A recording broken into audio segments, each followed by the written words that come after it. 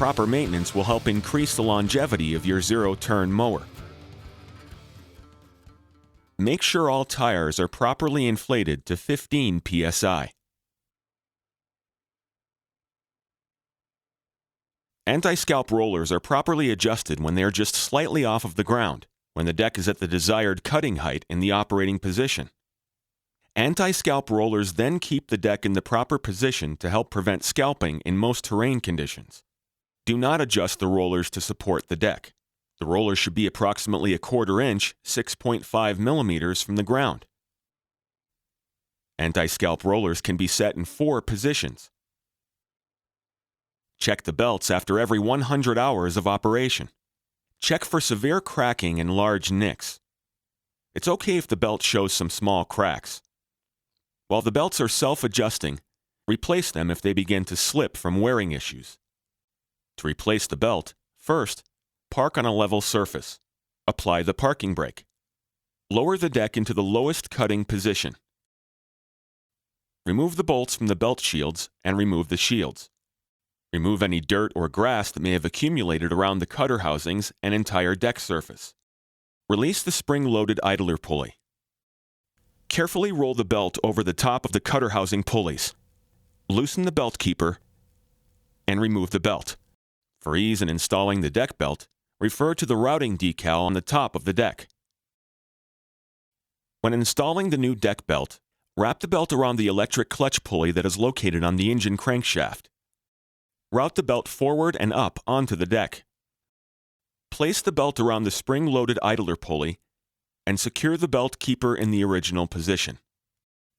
Push inward on the idler arm and carefully route the belt over the outer mandrel pulley.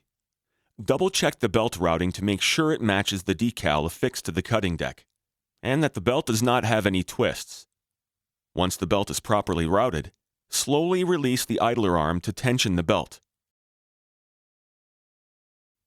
Replace the foot plate and belt shields on the mandrel housings and secure with fasteners.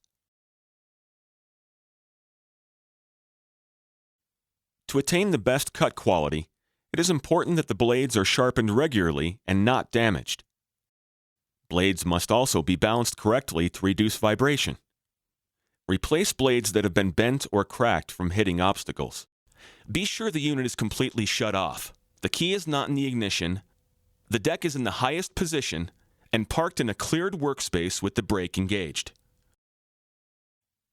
Place a wood block between the blade and deck shell to prevent the blade from turning.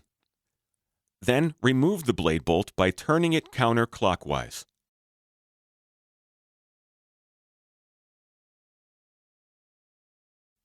Place the blade's opening firmly onto the spindle housing while matching the star pattern for a correct fit. Install the new blade with the stamped grass side facing towards the ground, or this side up facing the deck and spindle housing. Tighten the blade bolt by turning it clockwise and securely to 90 foot-pounds or 122 Newton meters. Adjust the deck while the mower is on a level surface. Make sure the tires are inflated to the correct pressure. If the tires are under or overinflated, the deck cannot be properly adjusted. Then note that the deck should be adjusted slightly higher in the rear. Also, to ensure accuracy of leveling procedure, the mower deck drive belt must be installed prior to leveling the deck. Wear heavy gloves. Turn each outer blade tip to align side to side. Measure from the floor surface up to the bottom of the blade tip on the discharge side of the mower deck. Record this measurement. Move to the opposite side. Check that the measurement is the same. If adjustment is required, use a 3/4 inch or adjustable wrench to turn the lift link adjustment nuts on either side counterclockwise to lower or clockwise to raise. Adjust until both side-to-side measurements are equal. Turn any blade to align with the deck in front-to-rear manner. If the front blade tip does not measure 1/8 inch lower than the rear when the deck is in low position, to 1/2 inch lower than the rear when the deck is in high position, follow the front adjustment instructions that follow. With a 5/8 inch or adjustable wrench, turn the nuts on the front suspension linkage. Turning clockwise raises the front of the mower counterclockwise will lower the front. Adjust the nuts until the rear of the mower deck is positioned level to 1/8 inch higher in the rear than the front blade tip measurement. Note, this will place the mower deck in a standard measurement position. Additional adjustment may be required to achieve the desired cut for conditions or the type of grass being mowed. You should check the caster wheels every 200 hours. Check by making sure the wheels rotate freely. If the wheels do not rotate freely, add grease to the grease zerk or take the unit or caster wheels to your dealer for service. Foam-filled tires or solid tires will void the warranty. If the engine seems weak or runs unevenly, the air filter may be clogged. Also, a dirty air filter can cause the spark plug to become fouled. It is important to replace the air filter regularly. First, clean the area around the filter to prevent debris from getting into the engine when the filter is removed. Open the air filter cover. Unlatch the clamp. Remove the filter and inspect it to see if it's dirty, bent, or damaged. If the filter can be reused, gently tap it against a solid surface to remove dust. Handle it carefully and do not reuse the filter if the sealing surfaces are bent or damaged.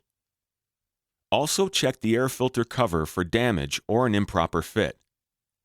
If the old filter cannot be cleaned, then replace with a new one. When installing the filter, check that it sits properly in the housing before closing the cover. Lubricate the front wheel mount pivots and wheel bearings with a grease gun. There is 1 zerk for each wheel pivot and 1 zerk for each set of caster wheels. Use only good quality bearing grease. To lubricate the deck spindles, begin by lowering the cutting deck completely. Lubricate them with a grease gun, 2 to 3 strokes per spindle. If a grease gun without a rubber hose is used, the foot plate must be removed to grease the center spindle.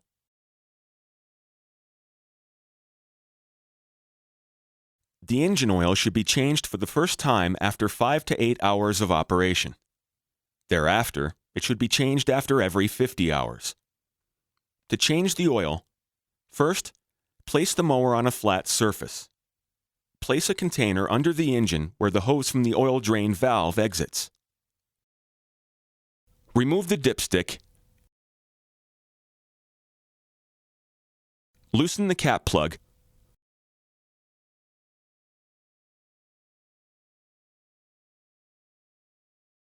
Place a funnel under the drain tube. Remove the cap plug and allow the oil to run out into the container. Then replace the cap plug and tighten. Replace the oil filter by rotating counterclockwise and be certain that the oil drain pan is below the oil filter. Install the new oil filter and tighten per manufacturer instructions. Fill with new engine oil in accordance with your mower's owner's manual. Replace the dipstick. Start the engine. Run it for a few seconds. Stop and recheck the oil level. Replace the dipstick. Regular cleaning, especially under the mower deck, will increase the machine's lifespan.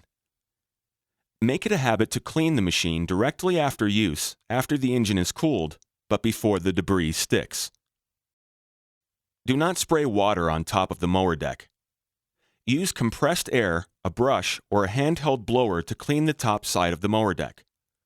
Regularly clean the underside of the deck with normal water pressure. Do not use a high-pressure washer or steam cleaner. Avoid spraying the engine and electrical components with water. For models fitted with a cleanout port, attach the Quick Connect from the accessory packet to any garden hose. After mowing, snap the hose to the cleanout port and turn on the water supply.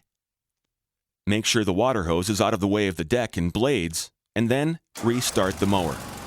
Engage the blades to use the spinning action to help wash away debris. Shut off the mower, shut off the water, and disconnect the hose. Restart and run the mower with the blades engaged for approximately 5 minutes to dry the underside of the deck. Then, re-grease the spindles. Do not rinse hot surfaces with cold water. Let the unit cool before washing.